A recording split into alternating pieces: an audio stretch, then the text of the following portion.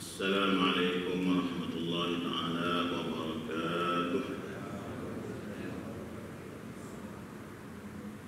Alhamdulillah pada pagi ini saya sambung kuliah subuh saya bersiri nombor 7, ayat-ayat seruan di dalam Al-Quran ataupun ayat nida dalam bentuk ya ayyuhalladzina amanu, salah satu Al-Quran, ya bani Israel, wahai orang beriman, wahai bani Israel. Ayat seruan itu maksudnya ialah stesen-stesen yang perlu kita beri perhatian, kerana Allah Subhanahu wa taala memanggil yang disuruh itu siapa. Kena-kena pada badan kita sendiri, tubuh kita. Siri-siri lepas saya dah sentuh beberapa tajuk dalam kali ini.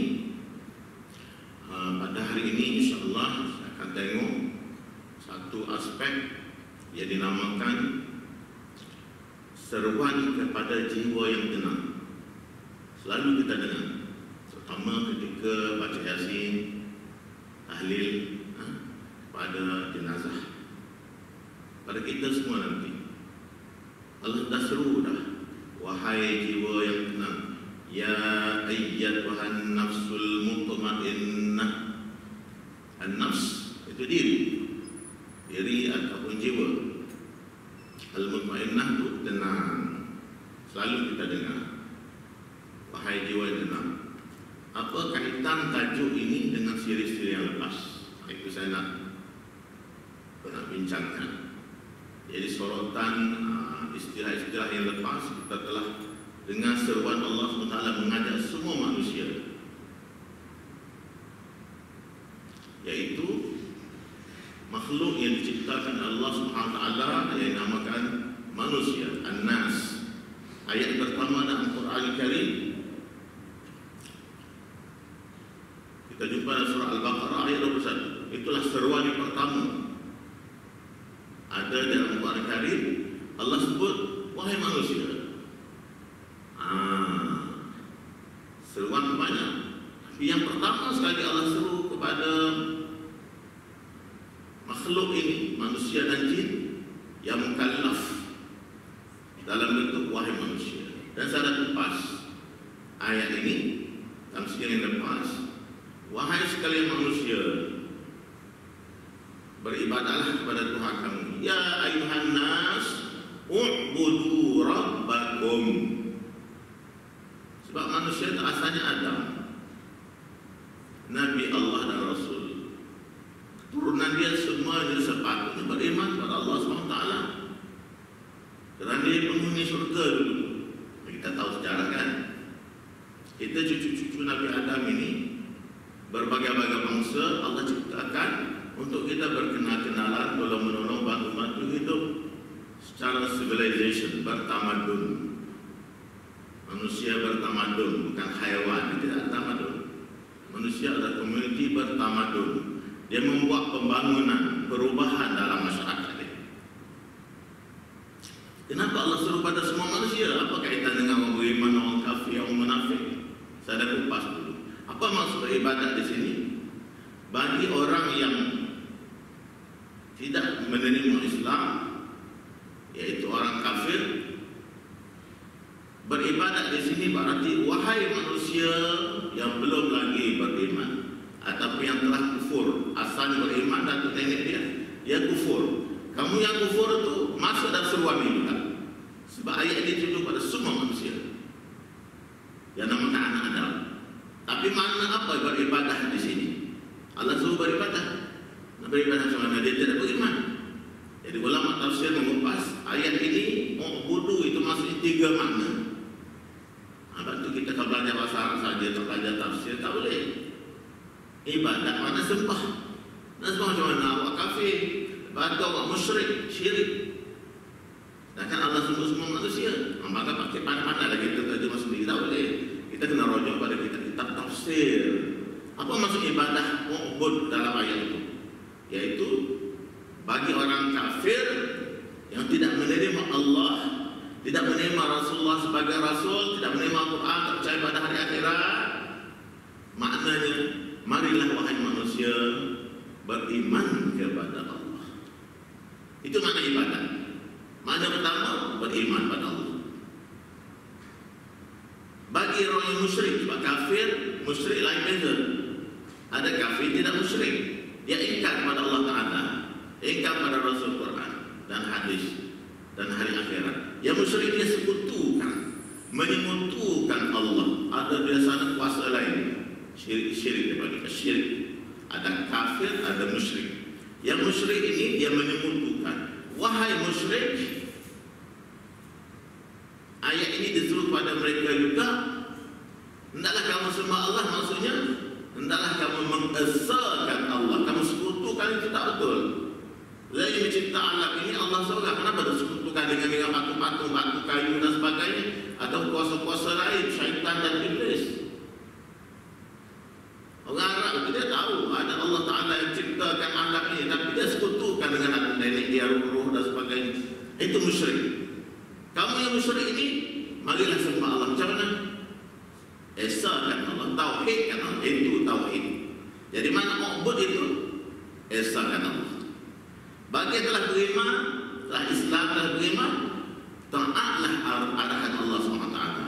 Mana ma'bud, maknanya taat. Ini saya dah kupas di dalam series yang lepas. Dalam satu ayat yang telah saya bincangkan juga dahulu, wahai orang-orang yang beriman, berimanlah. Jadi pelik kalau kita tengok bahasa Arab. Kalau kita tengok, wahai yang beriman, berimanlah. Satu fi'il past tense, satu lagi suruhan. Wahai yang telah beriman, ini orang beriman semua. Tuhan suruh apa? Ada suruhan di situ. Amin. Macam tadi, budu, sembahlah. Sekarang Allah kata, berimanlah. Apa maksud pula ayat ini? Kita dah beriman dah. Berimanlah maksudnya kekalkan tahap kamu atau lebih lagi. Jaga iman yang kamu sudah ada.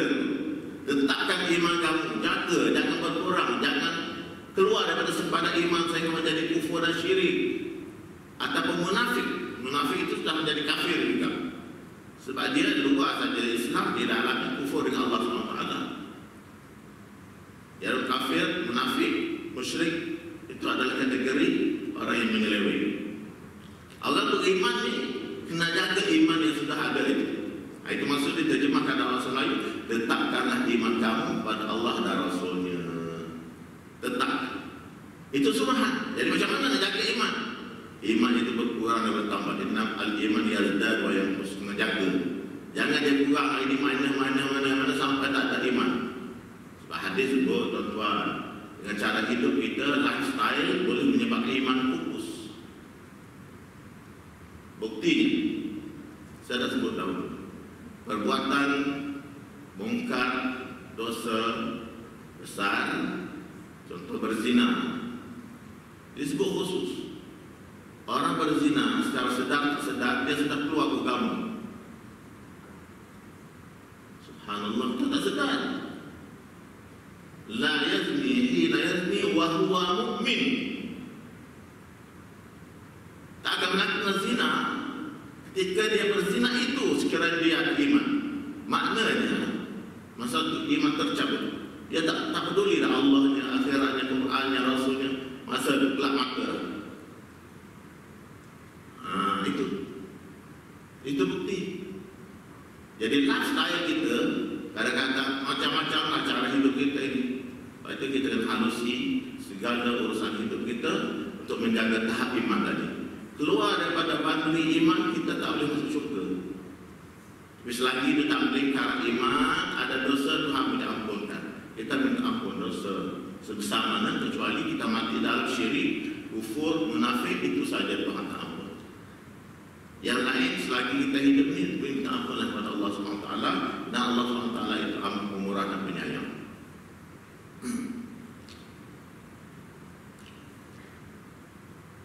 Ini bukti bahawasanya maksud ibadat tadi ialah taat, yaitu ya ayyuhallazina amanu athi'ullah. Dan di samping belajar bahasa Arab, bagi kumpulan-kumpulan ahli karya yang belajar bahasa Arab bagus. Ini belajar bahasa Al-Quran sambil-sambil kita tengok tafsir dan tadabbur, antara ayat dan ayat, kita tengok belajar bahasa Arab. Walaupun satu dua perkataan hari ini, amanu, aminu, ati'u, u'budu, semua bahasa Melayu dah. Ibadat, taat, iman. Nah, jadi loan words, Arabic loan words in Malay language, about 3,000 words. Ada lebih kurang 3,000 perkataan. Dalam kamus Dewan sudah ada. Jadi bahasa ini bukan asing bagi kita. Arabic is our mother tongue. Itu dari segi konsepnya ialah kerana bahasa ibunda kepada umat Islam, iaitu Ummahatul Mukminin. Isteri-isteri Rasulullah itu ibu-ibu kita. Jadi itu dalam argument bagi umat Islam, kenapa Arabic is our mother tongue. Macam-macam bahasa Melayu, bukan foreign language, bidang saya pengajaran bahasa asingnya. Jadi Arabic is our mother tongue, so we have to know something about Arabic and Quranic Arabic. Ati Allah, taatlah Allah. Bagi yang telah beriman, berimanlah kamu, taatlah kepada Allah dan Rasulnya. Nombor 2, ini suruhan. Jadi takkan kita baca, kita tak rasa Allah ada dengan kita. Wahai yang beriman, satu Abdul Rahman, Saleh, Yusuf, Khadijah, Fatimah, berimanlah kamu, tetapkanlah iman kamu. Taatlah kamu kepada Allah dan Rasul. Kita tak peduli. Kita kena rasa ya, to feel. Jadi hari ini nak jiwa yang tenang itu nak kaitan dengan hati, siri-siri yang pas. Juga Allah seru, ni ayat semua ayat seru ni. Saja saya cari dalam Al-Quran ayat-ayat yang berkait-kait antara satu dengan lain dalam satu topik atau satu tema, supaya kita faham. Dia berselera untuk dalam banyak surah. Patut kita kena mendengar, membaca atau belajar secara taratinya. Dalam ayat ini pula, ya ayyuhalladzina amanu udkhulu fis silmi kaffah, beriman taat. Satu perspektif lagi ialah masuk dalam agama Islam secara keseluruhan. Kita beriman masuk Islam macam mana? Kita tak boleh pilih-pilih. Islam ni ritual saja, macam gereja hari Ahad saja contoh, atau bab kekeluargaan dia ke saja, nikah kahwin ke apa pun. Islam agama daripada Nabi Adam sampai hari akhirat, hari kiamat, agama satu. Semua Rasul-Rasul Nabi bawa nama agama Islam, berasaskan akidah, syariah, cara hidup dunia dan akhirat. Ada balasan surga dan neraka. Udkhulu fis silmi kaffah. Jadi kalau kita ambil satu aspek saja semasa di masjid jadi Islam, urusan bank haram, riba tak peduli, urusan kenegaraan tak peduli, halal haram tak boleh, halal haram tu dia panggil syariah compliant dalam semua aspek. Syariah compliant dalam rumah tangga kita, syariah compliant dalam kehidupan diri kita, syariah compliant di dalam bermasyarakat, syariah compliant di dalam ekonomi, syariah compliant dalam kenegaraan politik, dalam pendidikan, hubungan antara bangsa. Itu maksudnya masuklah agama Islam ikut peraturan Al-Quran dan Hadis yang digariskan oleh Al-Quran dan Hadis dan ditafsirkan oleh ulama-ulama dalam berbagai-bagai mazhab Islam, Ahli Sunnah wal Jamaah, dalam semua aspek kehidupan 24 jam itu. Sebab kita nak guna tempoh masa 60 tahun kita ini menyediakan modal untuk akhirat yang selama-lamanya kekal. Kita nak guna modal. Allah bagi modal pada kita, masa ni, time and space, masa dan tempat. That's the limit yang diberi Allah pada kita. Awak diberi ada 60 tahun, ada 40 tahun, ada 50 tahun. Gunalah masa itu diberi untuk persediaan akhirat. Kita nak masuk pintu surga mana? Melalui amalan pribadi, keluarga, menjaga mendidik anak lelaki, anak perempuan, ataupun dalam konteks berdakwah, menyampaikan Islam kepada orang lain, atau membantu bersedekah, membayar zakat, menunaikan haji, mengajar Al-Quran, berzikir banyak. Semua itu adalah bentuk-bentuk di dalam memeluk agama Islam ini. Bagi tentera, dia mau pertahankan negara. Bagi polis dan tentera, guru yang mendidik di sekolah, pemerintah politik atau khalifah yang menjaga agama Allah. Jangan kita pilih cara lain, kita pilih cara hukum-hukum Islam. Itu yang sepatutnya. Tapi keadaan berlaku di luar sana perlu masa dan pendidikan secara berterus. Apa hubung kait antara U'budu Rabbakum dengan tajuk kita hari ini? U'budu Rabbakum itu ialah sembah Allah yang sebut yang tema mula-mula tadi, di mana di situ ada mana iman, mana taat, mana tauhid Allah Subhanahu wa taala. Apa hubungan nafsu mutmainnah? Jadi hari ini saya nak bagi 3 istilah baru yang tuan-tuan sudah tahu mungkin, tapi kaitannya ibadah, u'budu, di dalamnya ada iman, tauhid dan taat. Istilah itu kita selalu kita dengar. Iman, tauhid, taat itu dasar-dasar tadi dan Al-Quran. Sekarang kita ada istilah untuk apa semuanya ini? Kita bersibuk-sibuk nak ibadah, nak beriman pada Allah, nak taat, tauhidkan Allah untuk apa? Allah dah cerita semua A to Z. What is the ending of this life? Bukan setakat kita mati saja. The ending ialah nak syurga neraka. That is the end point dia.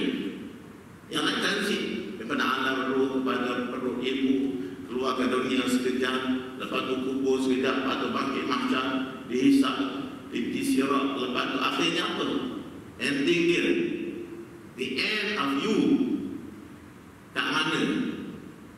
Tuhan sebut sini ada 2 istilah.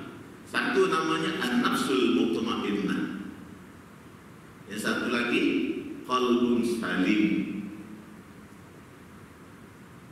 Qalbun, hati, salim, sejahtera, selamat.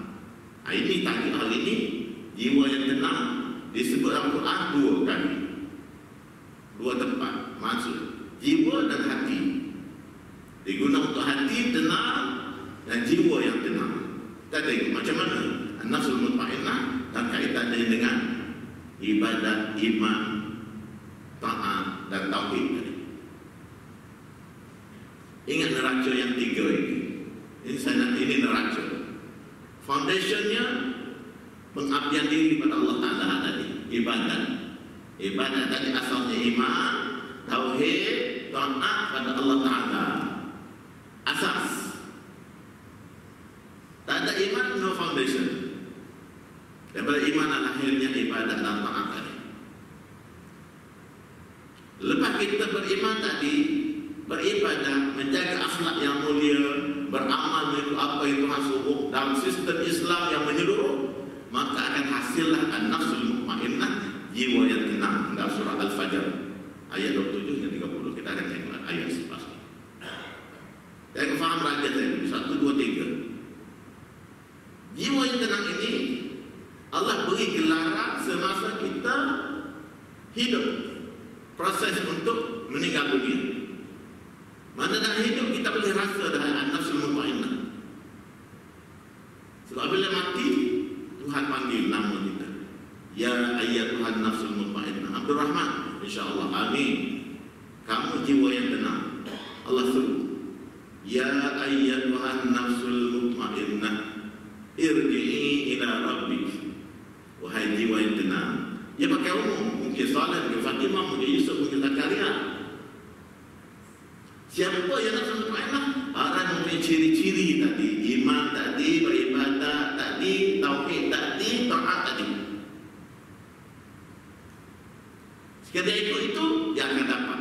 Kenapa tenang ni penting? Sebab ada 3 ulama dah bincang bab jiwa ni, ada 3 jenis, 3 kategori. Kita duduk yang mana satu? Ini kena tahu. Which color are you? Which color? Green, blue, and yellow. Contoh. Nafsul mutmainnah ini satu kategori jiwa manusia. Satu lagi namanya the other opposite, the most yang ekstrim sebelah kanan, sebelah kiri, yang lawannya al-ammarah bisu, yang selalu suruh buat jahat. Itu satu kategori. Yang ini yang tenang. Yang satu grup lagi selalu buat jahat. Jiwa disuruh buat jahat. Bagi kita ni yang mendorong kita buat jahat yang jiwa kita.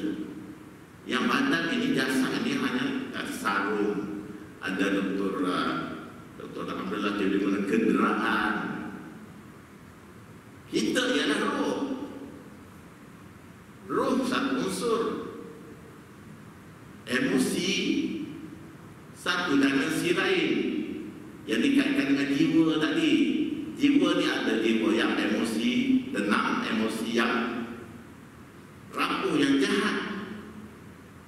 Ada sifat mazmumah, sifat mahmudah, sifat-sifat sabar tak sabar, memarah sabar.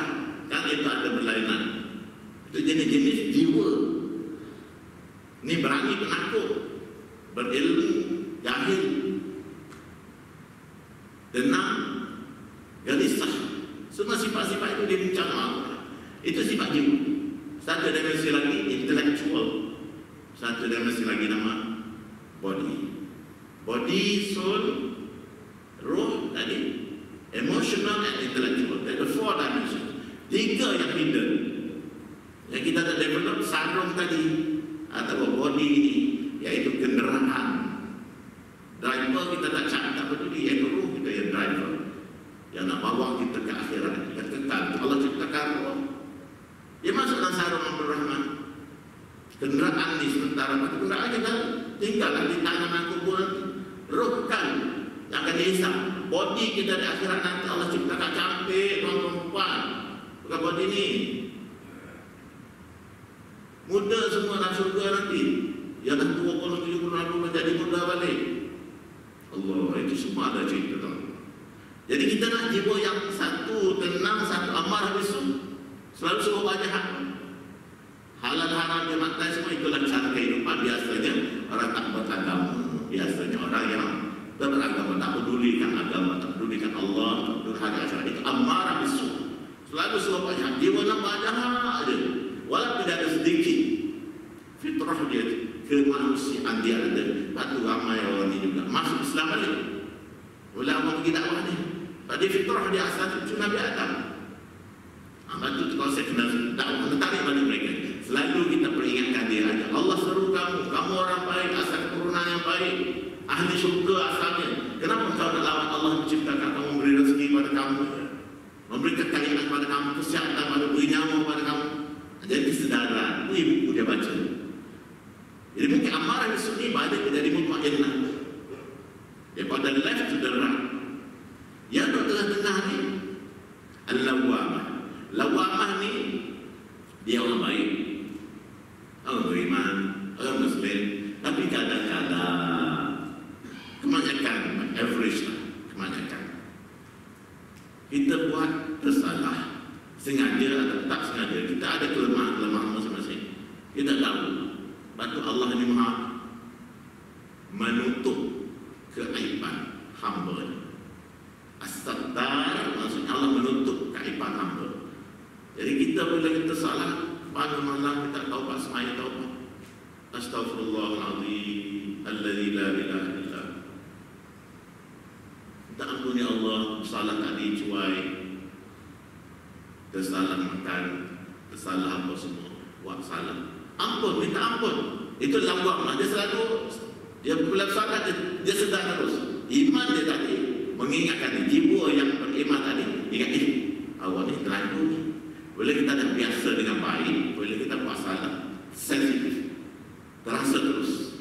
Kita dah tahu membaca ilmu mana salah, mana betul. Jadi kita duduk kat mana sekarang? Nak kata nafsul mutmainnah, dia ada skill dia kata kalau sebelum. Kalau sebelum mana 5 ke atas tu, mana lawamah dengan mutmainnah. Harap-harap kita 9, excellent. Kita jadi excellent, skill kita 1 to 10. Mutmainnah ni kalau ikut grade universiti lah, A tu ialah 80 ke atas. Kita bagi setiap hari kita hari ni skill kita, performa kita hari ni dengan ibadat sunat, bersedekah, sedekah subuh. Selalu buat di Facebook, sedekah subuh RM5, RM10, RM1 tu tabung dah ada.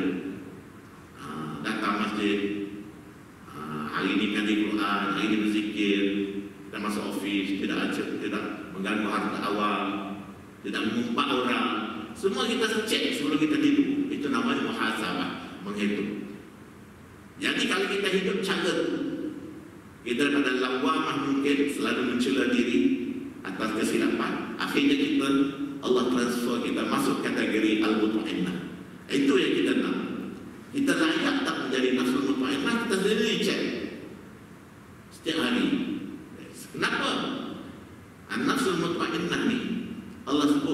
sifat di hari akhirat. Yang ketiga ni, ini yang ketiga ni. Hati yang sejahtera bahasa Arab ini qalbun salim. Qalbun salim cerita hari akhirat. Nafsul mutmainnah cerita di dunia. Untuk mendapat qalbun salim, jiwa yang sejahtera atau hati yang sejahtera, hati yang selamat, tidak ada virus, tidak ada kuman, tidak ada sakit, penyakit hati. Kalau di dunia penuh dengan penyakit, mana nak jadi di akhirat qalbun salim? Penyakit hati kita ini dengki ke orang, menghina orang, mengejek orang, menzalimi orang, segala sebab-sebab mazmumah celah itu penyakit hati. Bukan penyakit budi saja, bala saja, kanser saja. Hati kita tu yang tempat segala penyakit, bermula daripada kufur, syirik, nifak. Itu dalam ilmu akhlak dan tasawuf. Lepas tu kena belajar ilmu-ilmu ini supaya mendekatkan diri kita dengan Allah Taala, takut pada Allah, sayang pada Allah dan Rasul, sayang pada umat Islam, menghormati sesama umat Islam, kita tahu siapa kawan dan lawan. Itu ialah ilmu akhlak dan tasawuf, bukan syariat saja. Kita ada akidah, syariat dan akhlak dan tasawuf. Kita nak menuju sana. Tiga istilah ini, ibadat, iman, tauhid dan taat tadi, foundation. Lepas tu kita akan dapat jiwa yang tenang di dunia dan kita praktis. We practice nafsul mutmainnah. Bukan kata kita satu konsep yang ideal, susah nak dicapai. No. Semua nabi-nabi itu nafsul mutmainnah. Ulama-ulama, wali-wali Allah semua salihun. Orang salih nafsul mutmainnah belaka. Bukan Allah saja sebut wahai jiwa yang tenang. Lepas tu tak tahu siapa. Tak dimurai oleh ulama, tak ada. Nak jadi orang salih mudah saja. Salah satu tanda orang salih disebut oleh ulama ialah bangun malam, qiyamul lail, malam satu. Hak tu sunnah, hak wajib tak ditinggal. Bukan buat itu saja. Bila qiyamul lail termasuk dalam orang salih. Sebab dia kata orang sebut, inilah amalan orang-orang yang salih daripada dulu, daripada Nabi sampai kiamat. Bangun malam, tanda orang salih.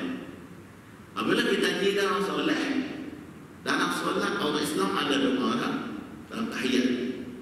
Assalamualaikum ayuhan nabi wa rahmatullahi wa barakatuh. Assalamualaikum wa ala ibadillahi sholihin. Salam sejahtera kepada Nabi Muhammad SAW. Assalamualaikum. Batu salam sejahtera kepada semua kami semua yang semayang ini. Wa ala ibadillahi sholihin, dan kepada hamba-hamba Allah yang soleh. Makna orang bersolat, tasyahud, baca doa dan solat sampai kepada semua orang beriman yang sembahyang yang soleh. Doa mereka itu sampai ke kita. Saya baca tasyahud sampai kepada datuk, tuan-tuan semua yang soleh ni. Batu nak jadi orang soleh penting. Karena orang soleh ini lah, Allah sebut cerita Nabi-Nabi dulu sebut semua minas solihin. Orang soleh maknanya orang baik, ikut beriman dengan Allah, taat pada Allah, tauhidkan Allah, itu orang soleh. Bukan berserempak, berjubah lampu, bertasbih, bersolat. Bukan itu tanda-tanda orang soleh. Tanda-tanda orang soleh ialah beriman dengan Allah, tauhidkan Allah, taat pada hukum Allah, di mana saja dia berada, di zaman mana dan tempat mana dia berada. Maka sampailah doa ahli orang salat semayang tadi, doa dan tahiyat wa ala ibadillah sholihin. Itu kita nak qalbun salim. Di akhirat nanti dia akan jadi orang yang sejahtera, tak ada virus, tak ada kuman. Hati dia, orang ini hanya penghuni surga, tak ada orang lain. Tuhan dah cerita wawat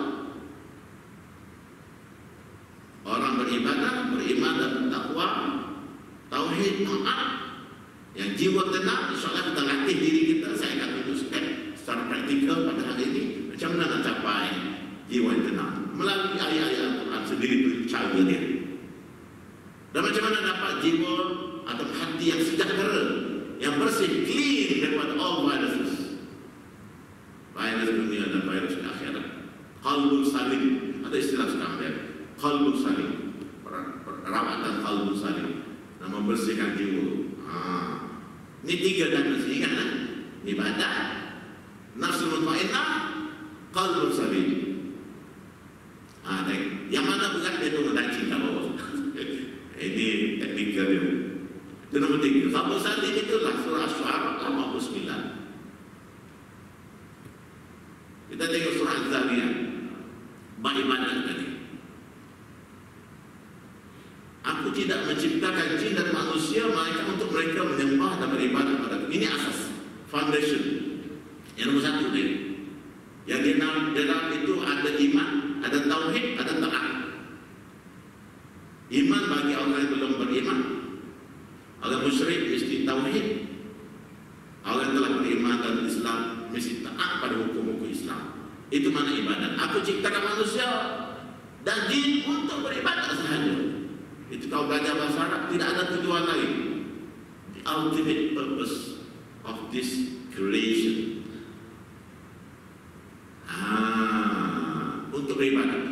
Forms of ibadah bermula daripada kita lahir sampai kita mati.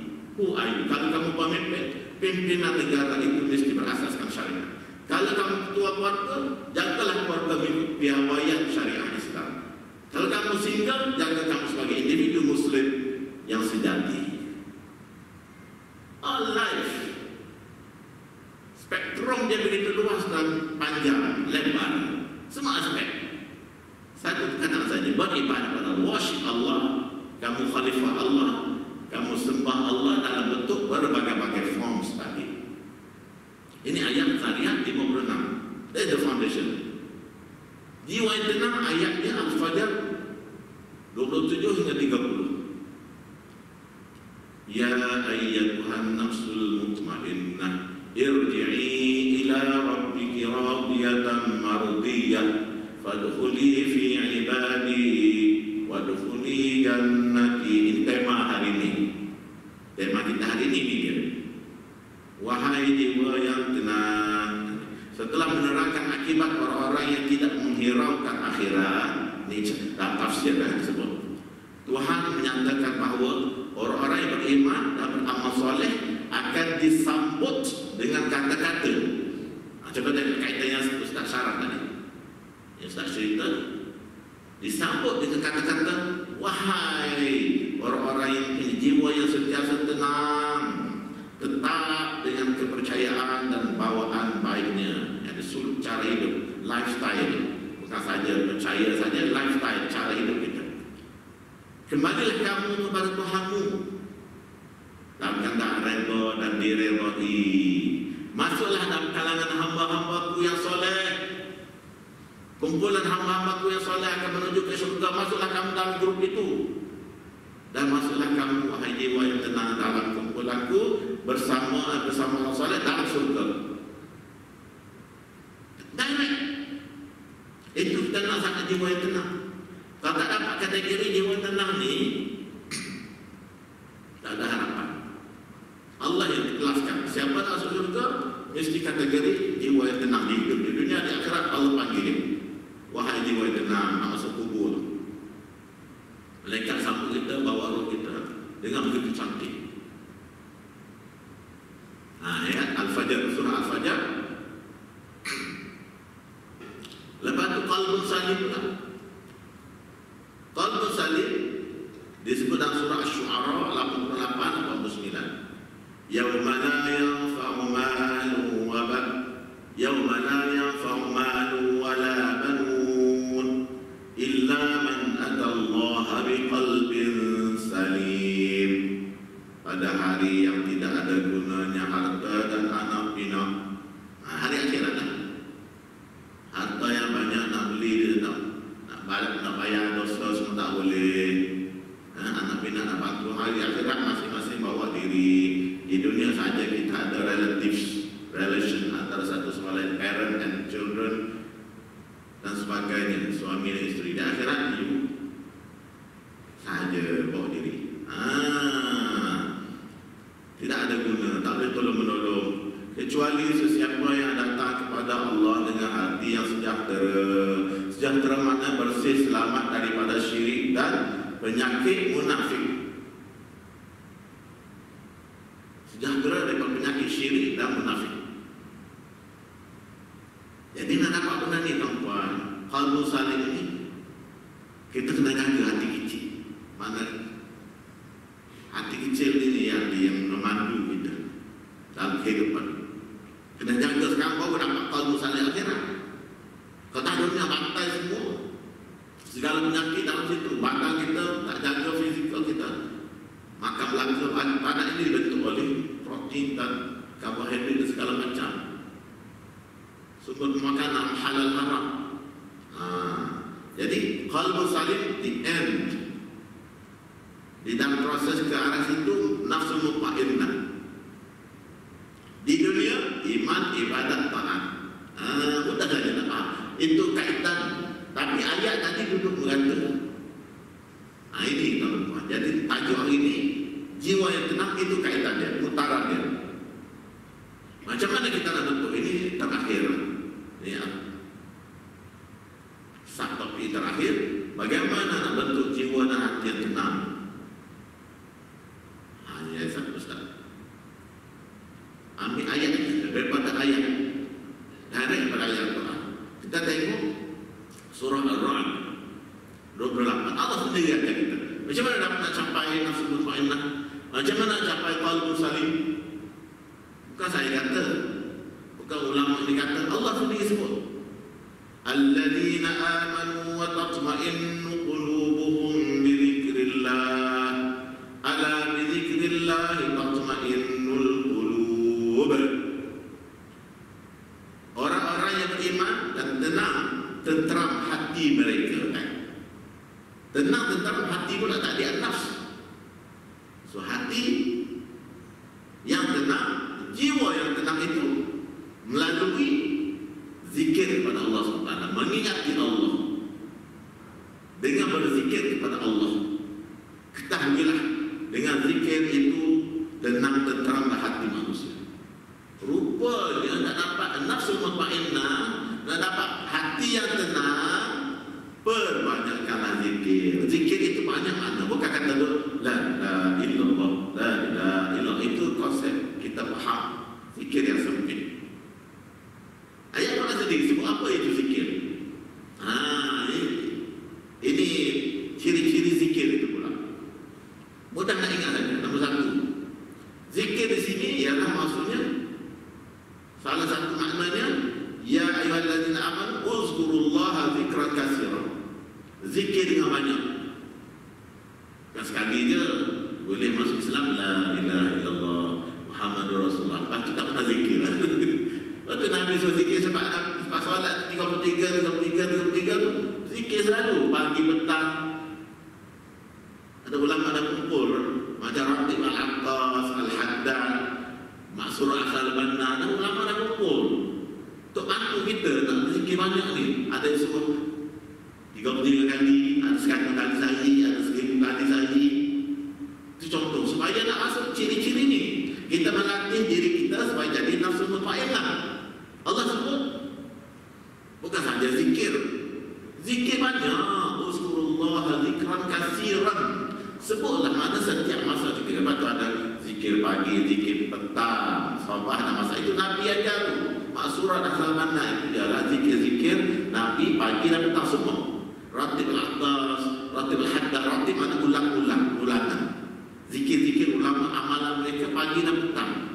Bahkan ada disebut setiap waktu salat disusul zikir apa. Lepas salat ada zikir apa. Lepas 5 kali bentuk zikir disusul dalam. Saya ada kitab ulama Yaman dan tolong susun. Kitab kecil ni ada zikir mereka waktu salat. Ada zikir mereka hari. Hari ni tak ada pada Jumaat, Sabtu, Ahad, Isnin, Selasa, Rabu, Khamis. Disusun ulama. Itu maksudnya supaya kita masuk dalam kategori melatih diri supaya berzikir kepada Allah dengan banyak. Uzkurullah dzikran katsiran. Baru kita akan dapat capai nafsu mutmainnah. Kita rasa di dunia itu tenang, tak gopoh, tidak gelojoh, tidak mudah panik apabila tidak bala dan musibah. Itu kita nak jiwa tenang di dunia dan tenang di akhirat. Dan qalbu salim, sejahtera dunia, sejahtera di akhirat. Zikir juga ialah solat. Kita ingat solat lain, zikir lain. Buktinya apa? Innani anallahu la ilaha illa ana fa'budni wa aqimis salata li dzikri. Taha 14. Sesungguhnya aku ini, akulah Allah. Allah kata, aku ni siapa? Aku ni yang mencipta manusia sebenarnya. Akulah Allah. Tidak ada Tuhan melainkan aku. Maka adalah kamu ubud ni yang kita belajar foundation tadi. Sembahlah aku. Aku Allah, sembahlah aku, dan sembah orang lain. Wa aqimis salat. Sedangkan solat itu sebagai daripada ibadah, tapi Allah sebut secara khusus, sembahlah aku macam mana? Aqimis salat, dan dirikan solat untuk apa? Li dzikri. The form of zikir, segerakan solat. Segerakan solat. So zikir termasuk solat itu sendiri. Betul, fardu 5 waktu itu kena jaga sangat, dia wajib. Lepas tu bila kita buat sunat, kita ada kita sayang pada Allah Ta'ala dan mendampingi Allah Ta'ala. Allah sayang kat kita buat sunat-sunat yang lain. Dirikan solat, kenapa? Sembahyang itu untuk mengingati diri aku Allah ni. Kamu solat, aku ingat aku. Oh ya, kau ingat aku ingat kau. Mana begitu? Aku beri nikmat pada kau, kau bersyukur, kau pergi solat, aku tambah lagi. Dan form of zikir lagi apa? Quran. Buktinya, inna nahnu nazzalna dzikra wa inna lahu lahafizun. Quran itu sendiri nama zikir. Nama-nama Quran banyak, salah satunya zikir. Sesungguhnya kami, yaitu Allah, menurunkan Al-Quran, dan kamilah yang memelihara dan menjaganya. Dia tak sebut Al-Quran di sini. Zikir, zikir itu Al-Quran. Baca Al-Quran itu zikir. Banyak yang baca Al-Quran. 1 juz sehari. Sebulan khatam, 1 juz sehari, sebulan khatam. Maka tak masuk orang lain. Baca Al-Quran zikir. Jadi nak cepat, secara nak cepat tuan-tuan, dia bagi nak merubah kehidupan kita supaya kita lalai menjadi, yang lalai menjadi orang yang ingat pada Allah. Baca Quran, semaya hajat dulu, semaya taubat, semaya hajat pada Allah. Ya Allah, tunjukkan aku nak taubat dan senang sekarang, nak dapat nafsu mutmainnah. Baca Quran, dia kesannya cepat, macam kita dapat vitamin yang powerful. Terus bagi sehat, segar, bugar jiwa kita tadi, jiwa segar, hati bersih. Yang jadi pemarah jadi tenang, sombong ego jadi tawadhu, zuhud, berubah terus. Cuba tuan-tuan. Ini pengalaman ulama-ulama macam mana nak membentuk diri sendiri. Tak payah pergi jumpa terkomok lah, kita sendiri bawa diri kita, rukyah diri kita sendiri. Kita dah tahu. Zikir, solat zikir, baca Quran zikir, bertasbih zikir, tahmid zikir, subhanallah, alhamdulillah, Allah Akbar, la ilaha illallah, ulang banyak-banyak. Zikir semua tu. Jadi konsep zikir tu luas. Bukan bawa tasbih besar, duduk kat mana-mana bersudut, tak semayang Jumaat, tak semayang apa. Betul ke? Tak ada. Islam senang dia. Kita bersama dalam masyarakat ramai-ramai, kita zikir dengan Allah Ta'ala. Dengan driving, masuk waktu semayang solat, lepas tu ada masa baca Quran.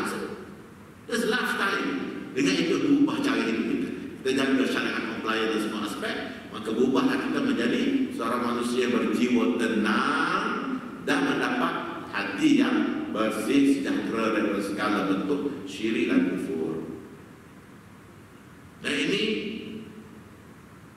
zikir dalam setiap situasi. Kita tahu nak naik kereta baca doa, nak masuk rumah baca doa, nak makan baca doa. Itu masuk zikir. Doa-doa itu banyak boleh kita kaji, dikaitkan dengan akhirat. Kita baca doa, lepas itu kita baca doa dan faham makna ni. Contoh masurah, dan kitab ini ada dalam kitab dia panggil Al-Madad An-Nabawi, ini dikumpul ulama Ratib Al-Atas, Al-Haddad, macam-macam doa ada. Contoh, setiap waktu solat ada amalan harian. Ini contoh yang satu sebelum saya tutup, ada 1-2 minit lagi. Inilah Allah ada penghulu zikir. Jadi dulu iman aku perbaiki, berbaharui iman kita dengan banyak la ilaha illallah. Tidak ada Tuhan melainkan Allah, yang memberi naf'at Allah, yang memberi mudarat juga Allah. Tidak ada benda lain Allah. Yang tidak memberi pun Allah juga. Yang memberi Al-Mu'ti, Al-Mani', yang mencegah, dia beri Allah ni, tak beri Allah ni, semua Allah Ta'ala yang beri. Itu makna la ilaha illallah. Yang memuliakan Allah, yang menghina juga sesuatu Allah Ta'ala. Semua kuasa Allah Ta'ala. Jadi kita ingat tauhid Allah Ta'ala segala-galanya, Allah Ta'ala segala-galanya. Kita zikir ingat la ilaha illallah. Kita lihat saja zikir hati. Lepas itu sebelah kanan ini yang tiga ini di dalam Imam Ghazali disebut macam mana kita mendidik anak-anak dari kecil lagi tauhid pada Allah Ta'ala. Kita ulang dan memang mujarab. Walaupun kita sudah dewasa, boleh kita cuba. Banyak pengalaman ulama mendidik anak-anak mentauhidkan Allah Ta'ala dan feel rasa Allah bersama kita. Allahu ma'i, Allahu naziri, Allahu syahidi, Allah bersamaku, Allah melihatku, Allah saksiku, menjadi saksiku. Kita sebut benda-benda ni, kita rasa, maka di situlah kita rasa Allah selalu bersama kita, rasa kuat dan takut nak melanggar hukum-hukum dia. Maka kita menjadi hebat dan kuat sebab Allah saksi kita. Segala perbuatan kita di pihak yang benar. Cuba ulang itu Ustaz. Allahu ma'i, Allah bersamaku, Allahu naziri, Allah melihatku, Allahu syahidi, Allah saksiku. Sebut 100 kali. Guru tu kata pada anak dia, anak saudara dia, kau ulang 100 kali. Lepas besok jumpa aku, cuba ulang 1 kali, 2 kali. Kita feel, berubah. Tuhan tanam dan jiwa hati kita tadi rasa takut pada Allah Ta'ala, sayang kepada Allah Ta'ala, sayang kepada Islam.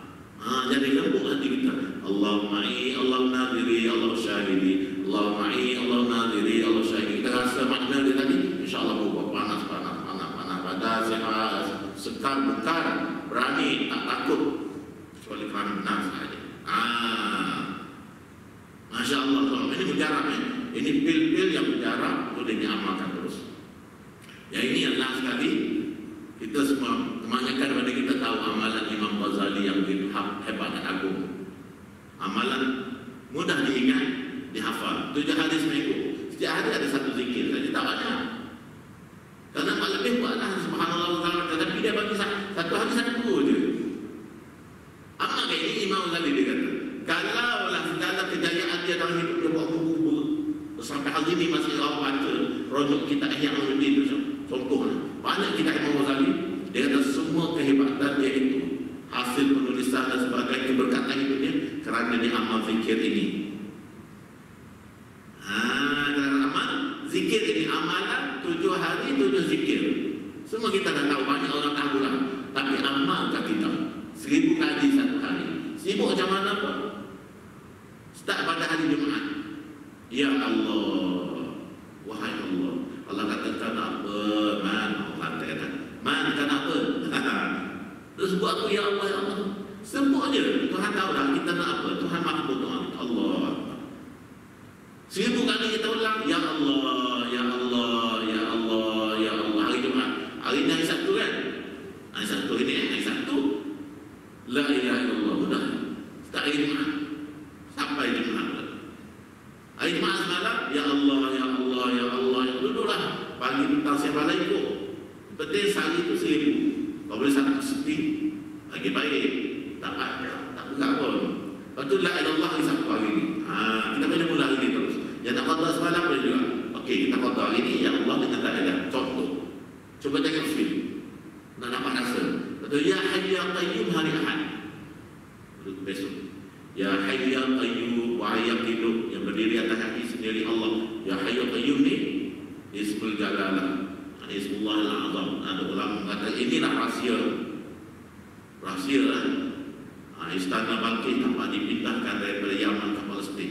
Dikatakan salah satunya orang itu mempunyai rahsia nama Allah yang terbesar. Ada ulama mengatakan Ya Zal Jalali wal Ikram, itu Ismullah Al-Azam.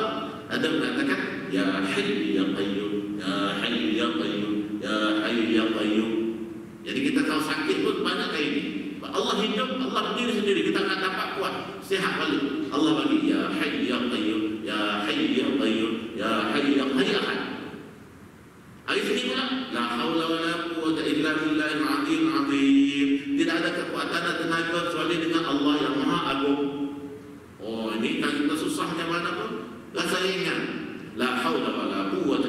billahil aliyyil azim. La haula wala quwwata illa billahil aliyyil azim. La haula wala quwwata illa billahil aliyyil azim. Rasa senang je.